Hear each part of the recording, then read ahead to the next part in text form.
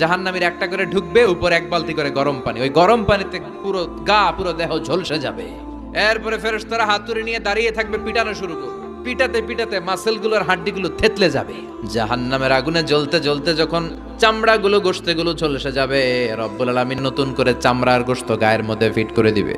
ওই চামড়া গোশত আবার ঝলসাবে, আবার ফিট। আযাবটার মজা যেন ভালো করে টের পায়। একের পর এক শাস্তি শুরু এবার জাহান্নামে।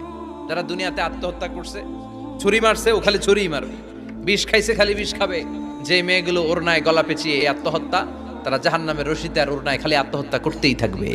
যারা স্মার্টফোনের ভিতরে ইন্ডিয়ান নায়িকাদের কোমর দোলানোর ডান্স দেখেছে, অশ্লীল ভিডিও দেখেছে, জাহান্নামের গরম শিক চোখের ভেতরে ঢুকিয়ে দেওয়া হবে।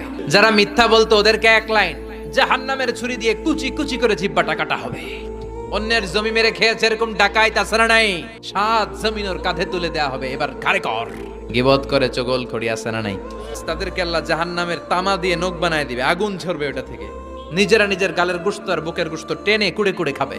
ওদের ব্যথার চিৎকারে পুরো জাহান্নামটা থারথার করে কাঁপবে। যারা যাকাত দেয় নাই, জাহান্নামের টেকো সাপ, যেই সাপ কামড় দেওয়ার সাথে সাথে দেহটা নীলাভ, 70 গজ জামিনে ঢুকে যাবে।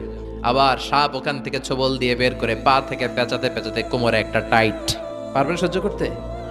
আল্লাহ জাহান্নাম থেকে তুমি আমাদের বাঁচাও।